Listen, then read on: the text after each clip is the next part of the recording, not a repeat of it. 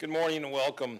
On behalf of the Chief and the command officers, I want to personally take this opportunity to thank the Toronto Drug Squad members for their efforts in making the largest seizure of cocaine ever in the city of Toronto.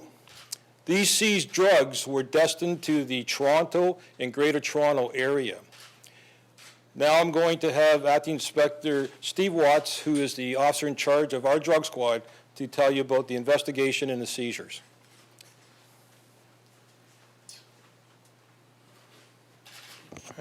Thank you. This project, approximately 6 weeks in length. This was a Toronto-based, Toronto origin project, exclusively conducted by members of the Toronto Drug Squad. It was coined Project Polar. Project Polar. The name is a reference to the accused arrested in this case. And we can get to that later if you have any questions. I'll explain that further later. This seizure involves 73 kilograms of powder cocaine, involves 12 kilograms of crystal methamphetamine, and 8 kilograms of MDMA, commonly known as ecstasy. These seizures were made in the city of Toronto. They are from a combined source of the residence and / vehicle. You'll see some photos up here, which I can speak to later, subject to your questions, on the vehicle that some of the cocaine was seized from. And as the staff super referred to, I can speak to, this is the largest single seizure in Toronto of powder cocaine.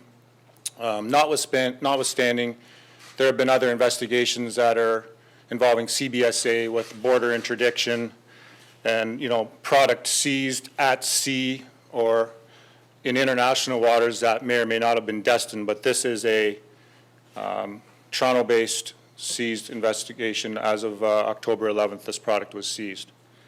The individual who's alleged to have committed these offenses and possession would be possession for the purpose of trafficking for cocaine, crystal methamphetamine, and MDMA. So Mr. Nicholas Scholdice, surname of Shouldice, 32 years. He's alleged to have been in possession of all of this product.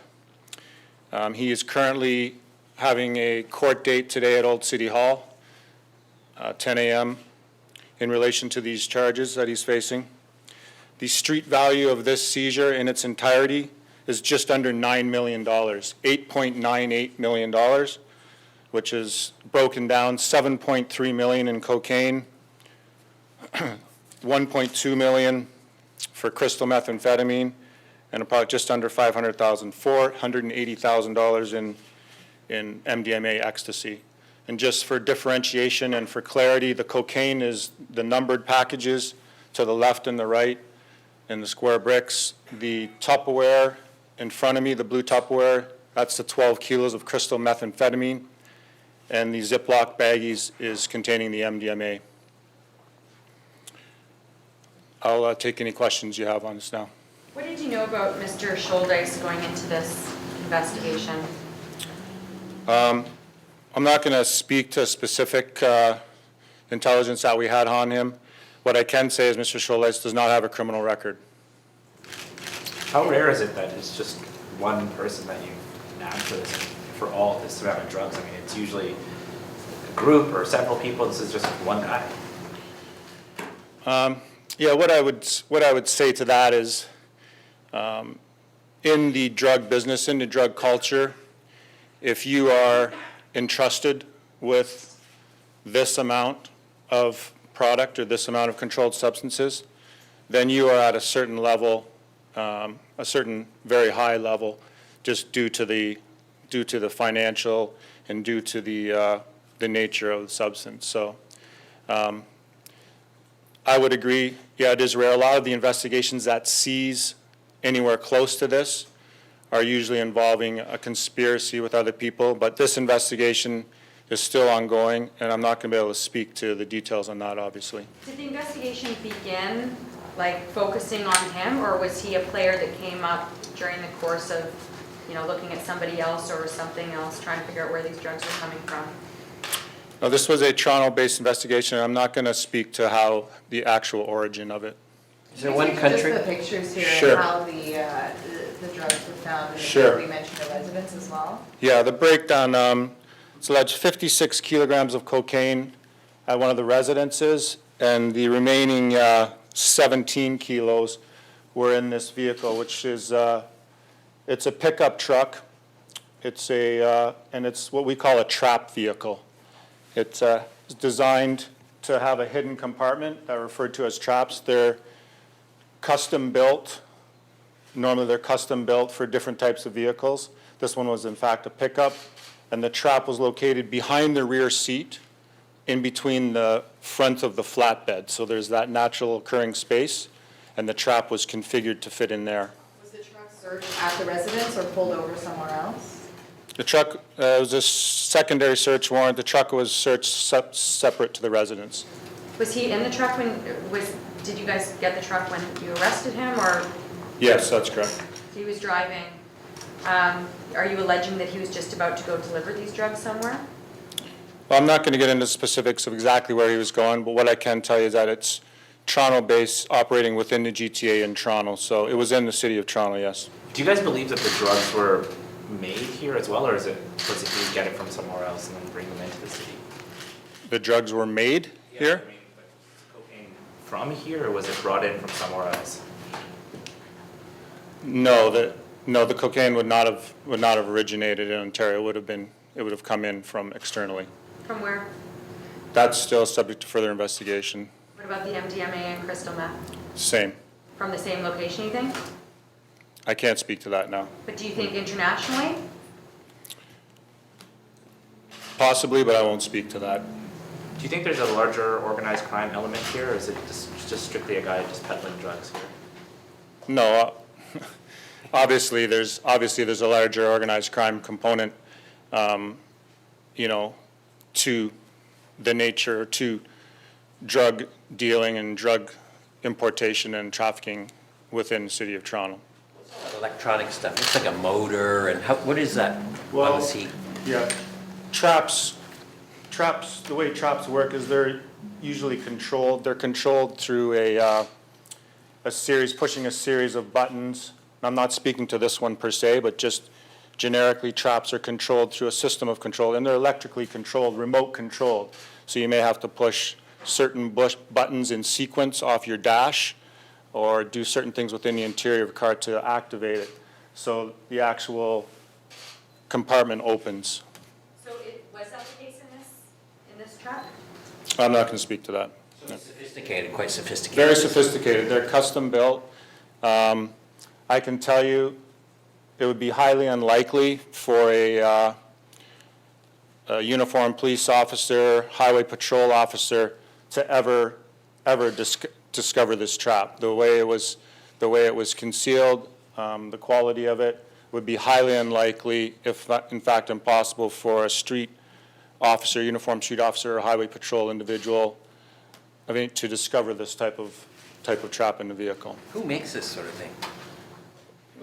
There's different individuals that are actually, they build them custom, and they're very expensive, but obviously when you're transporting a commodity that's very expensive and with a lot of jeopardy attached to it, then you're willing to pay a significant amount to have a very sophisticated trap in your vehicle. Like how much are we talking to get this sort of work done? $5,000 would be an estimate, and up. And were all of the drugs found in there? No, 17, Yes, very yeah, the breakdown is 17 from the vehicle and 56 from the residence. So in talk terms of- talk about Project Polar then. You said that Right. that's related to him. A very simple explanation. The name Project Polar stems from a derivation of his surname being Schuldeis, ice/polar.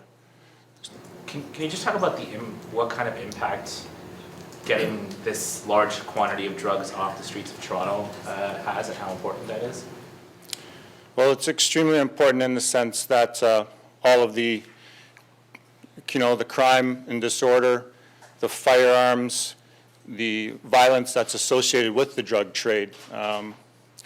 We're talking about a very, very significant seizure of product that would, it's almost undetermined. It's almost it's a hypothetical onto how much violence this could hypothetically reduce or prevent. That's just the nature, that's the nature of the business. Drugs and firearms and violence go together. So, Did you find firearms? not on this day, no. In terms of the drug squad's history, in terms of recent seizures with overdoses, things like fentanyl and diversion of fentanyl, is it unusual to find something like cocaine, like this much cocaine this day and age? Because you kind of haven't heard a huge cocaine bust in quite a while. No, I wouldn't say it's unusual. Cocaine is, the opiate analogs and fentanyl and carfentanil, they're getting a lot of exposure, and for good reason, because they're highly dangerous and obviously high significant health effects. But cocaine is still prevalent, and it's just a matter of supply and demand, whether the price has fluctuated per kilo up or down. But it's still a very large influence in the drug trade. How likely is it that any of these drugs were laced with fentanyl, cut with fentanyl? Well, we won't know that. We won't know that until there be, Health Canada testing on it. It's possible, but primarily what we've seen is the fentanyl being cut with, heroin, heroin disguised as oxy, stuff like that. So I'm not going to speak, or I'm not going to make any statement on that in relation to this product. Can you paint us a picture just to help illustrate the story of the takedown of this guy? Because obviously it wasn't just a regular traffic stop, as you said. Right. They wouldn't have known. It was obviously you guys have been watching this guy for a while. Right. Were there tactical officers involved? Had he stopped at a red light? Had you pulled him over for something? Just paint us a picture of how this all came to a head. Well, all I'm going to say is that it was a 6-week investigation. There was various investigative techniques that were utilized. When he was arrested without incident, without injury, and I'm not going to speak to the specifics of the personnel or the type of techniques that were utilized in this arrest. Is there anybody else implicated in this at all? Is there anybody else that now you're looking for, or you may have a lead on?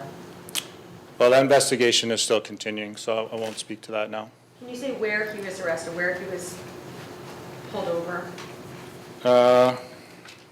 In the area of, I believe it was Young and Shepherd. Don't quote me at that. I believe it was Young and Shepherd. We're in the business of quoting people. Yeah. Yeah, fair enough. Fair enough. Okay, I stand corrected. Shepherd, like in the afternoon, middle of the night? That's all I'm going to say on that. Do you think how long were these drugs in the car for? I mean, just drive around for days or weeks with this stuff in the back, or do you know? No, I don't know, and I won't speak to that. I won't speak to that in this case. Can you give us any nuggets? Any nuggets? Anything? Well, Just help us tell the story, just help us illustrate the story here. well, the big nugget is, like I said, 73 kilos, 12 of meth, and 8 of MDMA. That's a huge nugget as far as I'm concerned in terms of the overall impact, in terms of the overall.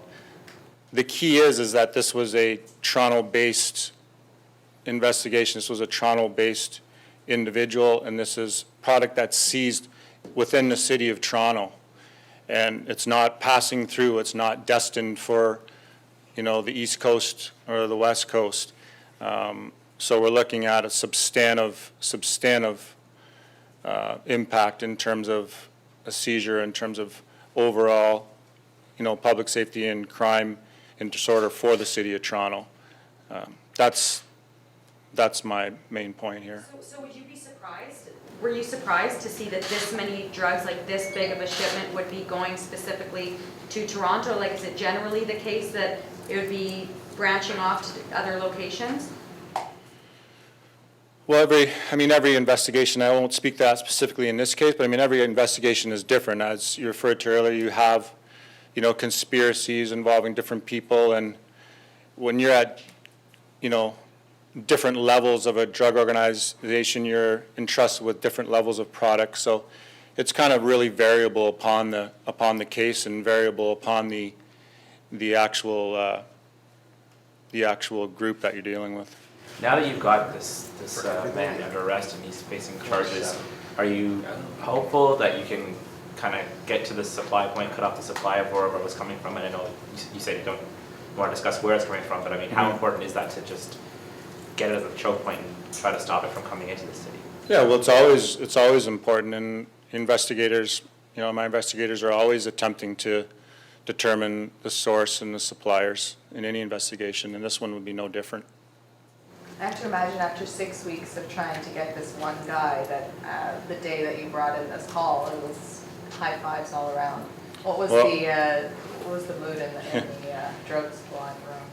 Yeah, well, I give a lot of credit, and like I said, the staff, he spoke in terms of the unit, performance, but I speak to the specific individuals in my drug section. Yeah, it was they did excellent work, and I can speak to that. I've been in this business since 1991, so I've seen a lot of significant seizures, and I know the type of work. So I'm giving the credit to my guys, and like you said, I'm sure there was some high fives with this very significant seizure. So. You've been in the business since 1991. What Yeah. would you say is the most prolific drug on the streets of Toronto right now? You're going to quote me, right? All right. Cocaine and crystal methamphetamine. You have MDMA, ecstasy, party drugs on the side, but these are all Schedule I substances. I'm going to say cocaine, crystal meth, heroin's coming back in popularity, but it's still in relation, and you're coming at the same question as you did before. It's still, cocaine is still a prevalent drug in our community, whether it be crack cocaine, whether it be powder cocaine. I know you don't want to speak to the intelligence you had on Right. Schuldice before, but can you say, is this a guy you guys have had your eyes on for a long time that's been allegedly slipping through the cracks of law enforcement for some time, or was it somebody that came up more recently? Can't say, sorry.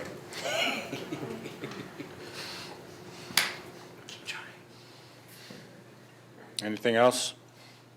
When you're finding, in terms of, going back to my question before, when you're finding things like cocaine and whether powder or whatever, where's the number one places you're normally finding? Is it in small quantities on the person, or is it usually in cars or homes? Like, where are you finding this stuff typically?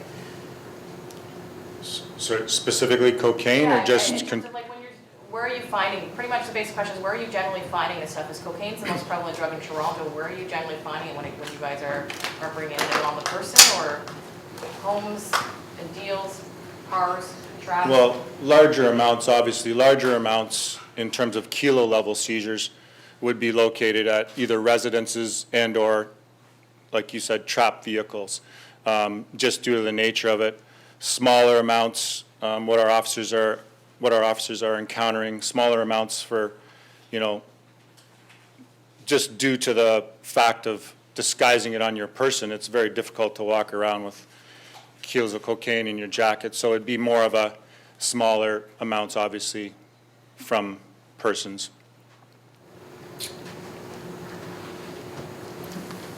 Okay, anything else? You got lots of other questions, you're not gonna answer them. Yeah? They're giving up. Thank you. Thank you, guys, I appreciate it.